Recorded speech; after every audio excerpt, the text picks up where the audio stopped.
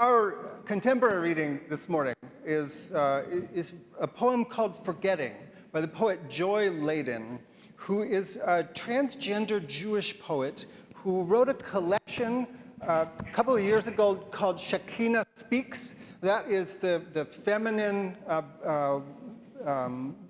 aspect of God in Jewish tradition.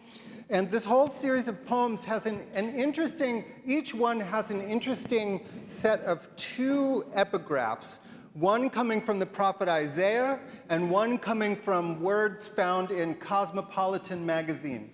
So this poem is called Forgetting, and it is in some sense a plea for us to remember who we are. Forgetting. The first epigraph is from Isaiah chapter 49, verses 14 and 15.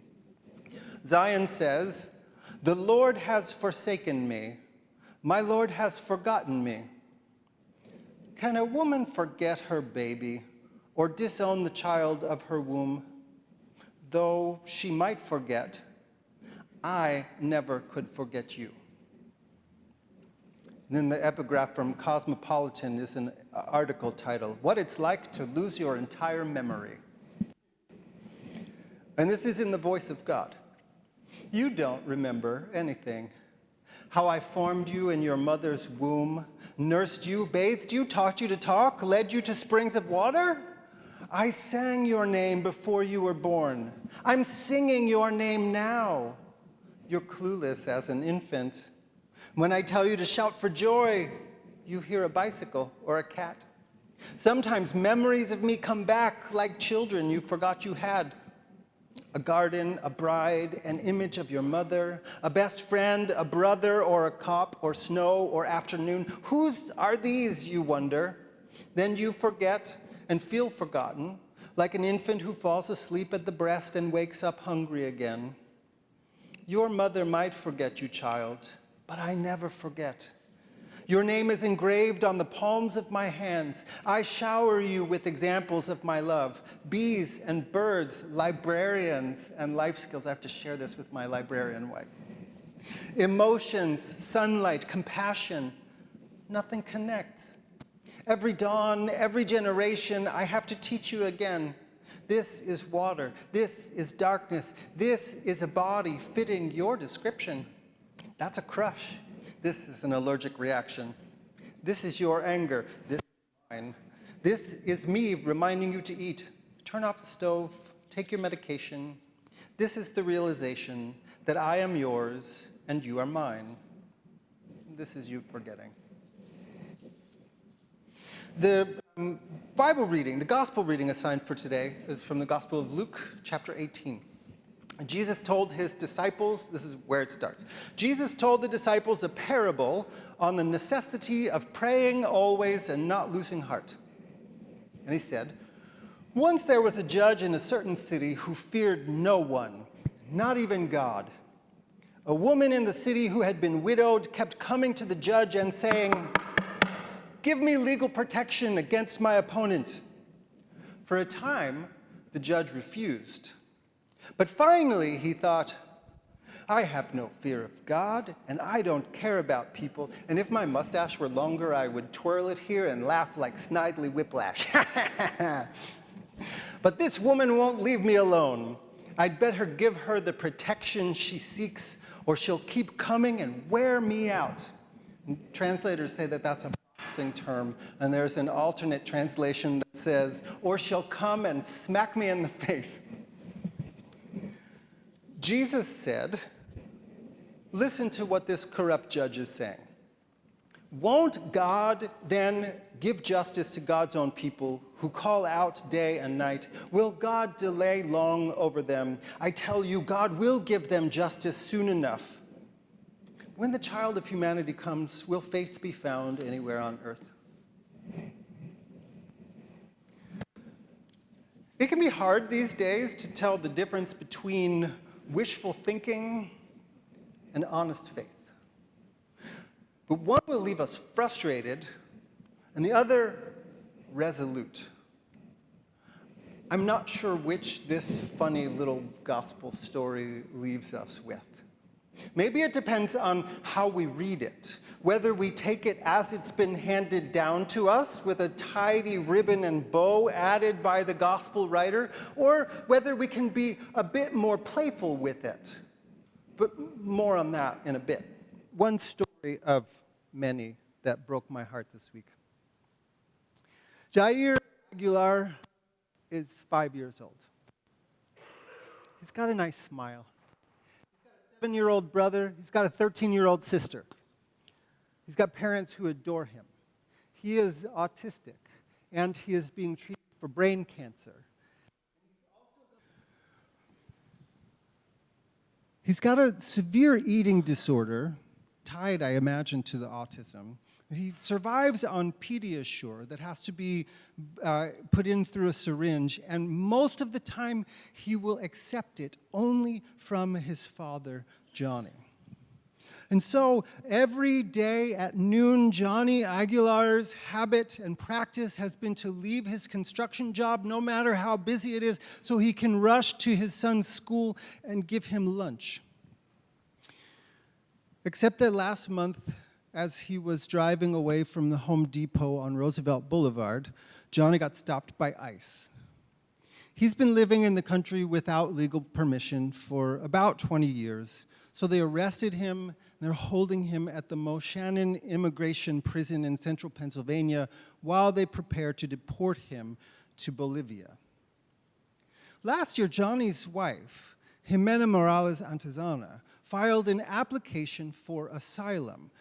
That claim is still outstanding, but the application itself granted her and Johnny both legal permission to work.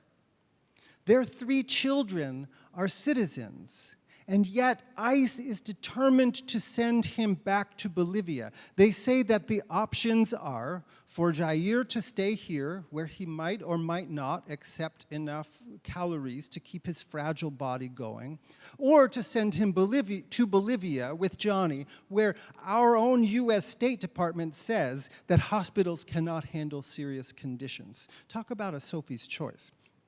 For decades, the U.S. government would almost automatically defer any action on these sorts of cases, but now the deputy director of ICE's Philadelphia office told the Inquirer that granting discretionary relief is not sufficiently warranted in this case. And then a spokesperson further clarified that deportation operations focus on, quote, enforcement that protects the homeland through the arrest and removal of those who undermine the safety of our communities and the integrity of our immigration laws, which doesn't at all sound like something that a fascist government ruling from malice and cruelty would say.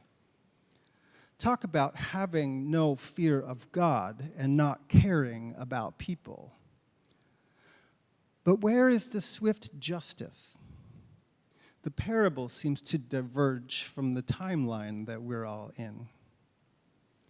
It's kind of a weird one when you really stop to think about it. The setup comes from the gospel writer. That's the one, I mean, Jesus didn't start out by saying, hey, here's a story about why you should be praying all the time. The gospel writer introduced it that way. Jesus told a parable about why it's so important to pray. In general, Jesus seems to have been pretty content to tell stories and leave people confused so they'd have to puzzle it out.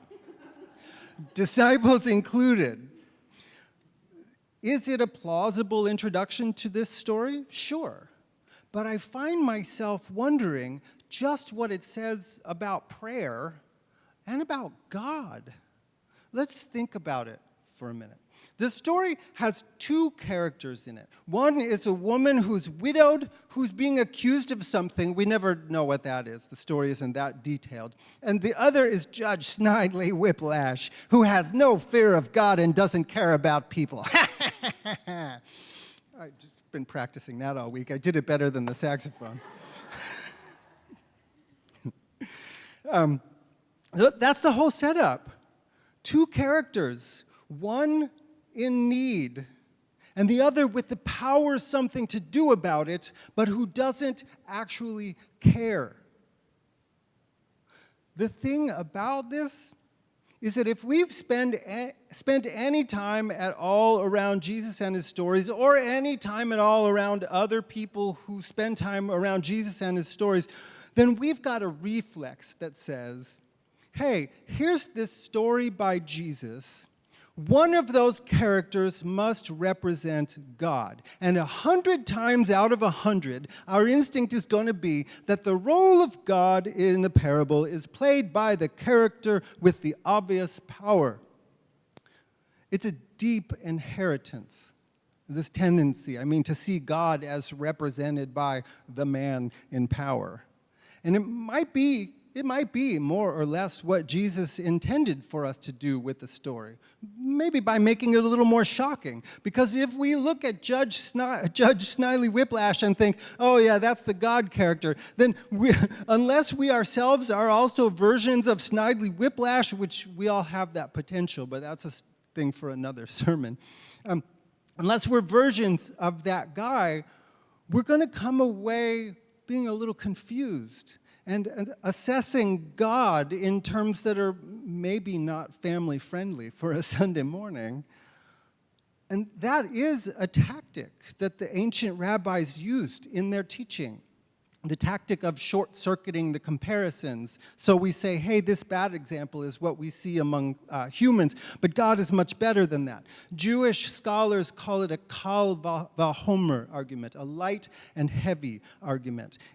If the unjust judge will eventually reply, how much more then will the just judge reply? To take another example from Jesus, if you parents who love your kids and know that they're hungry won't give them stone, but will give them a bread, how much more will God care for us? Or even in the epigraph from Isaiah in the first poem, even though a mother might disown her own child or forget their child, God says, I could never forget you. This is the light and heavy argument. That may be exactly what Jesus was doing in this story. But there are two things that I can't get myself around in that. First, if that's what's going on, and it might be, it sets a really low bar for God. Hey, at least God's not like that guy who only acts because he's afraid that someone might smack him in the face. It's like, okay, great. Thanks. Second, though, I'm struck by the emotional context that's implied by the telling of the story. If Jesus told a story to reassure his followers that God's justice will be done, and they should hang on to that, and if Luke dresses it up with a moral that says, hey, you all, Jesus told us, keep praying, keep praying, keep praying. This is why it's so important for you to keep praying. That it seems to me that Jesus' followers or the people that Luke was writing for were struggling with the fact that the world is hard and violent and oppressive and unjust, and they weren't sure where God was in any of it, which might be what we're struggling with too. And the straightforward way of reading the parable, the light and the heavy of it, is certainly one way to take it. But it also leaves us open to some pretty weird follow-up questions, troubling follow-up questions. Like, if God's justice is coming so swiftly, where in the world is it? Isn't 2,000 years long enough? But parables are playful. And they're meant to be played with. They're not a fixed point, but a voice just over the horizon calling us, hey, keep coming on, get a little closer, get a little closer. Maybe we're meant to see or puzzle out that God's justice is never one and done, because injustice arises anew in every age, and God's justice is always and ever that which would challenge every new manifestation of evil. It is always a potential that is embedded in every moment. And maybe we're meant in this age and in others to look at the parable and see past the idea of God as a shinier, handsomer, better reflection looking out of Snidely Whiplash's mirror, to see that guy is a terrible metaphor for God, even as a bad example. Maybe what we're meant to hear in the story, or imagine in the story, is that it's the widow who represents the action of God, that she is the model of divinity, that she is the picture of the Spirit, that she who is living day by day, night by night, inside injustice and threat is the one we're supposed to pay attention to. She who doesn't have the power to change her circumstances, except that in going every day and knocking at the door of the judge and saying, "Do something about it," she does something about it. Yesterday, a few of us were down at FDR Park early in the morning. We were there to walk for and with LGBTQ plus asylum seekers. The walking with part didn't happen because Asylum Pride House, who we were there to support and raise money for, figured that it's too dangerous these days for asylum seekers to be out in public where we'd never know if ICE is going to come along. So we were there to walk for them and to raise money and awareness for Asylum Pride House, to tell their clients that they matter, that they are welcome here, that neither the hatred they have fled nor the hatred they're seeing here on the news is the only or final word for them on their worth. And God knocked on the door and said, "Give me justice." Also, yesterday, some of us, I saw a bunch of text messages, and I know there are others I didn't see. Some of us marched with millions of our closest friends around the country to say that vengeance is not real justice, that corruption is bad economics, that cruelty is not good policy, and that white Christian nationalism is the opposite of the way of Jesus. And God knocked on the door and said, "Do something about it." And this morning, Justin stood up and took vows that we hold alongside with him. Took more than he even needed to, because our liturgy says people getting baptized or parents having kids baptized should choose 3 of the questions to answer. And Justin texted me the other day and said, "Can I answer more than 3 of the questions?" And he took vows and claimed his belovedness as we recognized him as beloved. And God knocked on the door and said, "Beloved, beloved, keep knocking, keep marching, keep writing, keep demanding, keep insisting, keep loving."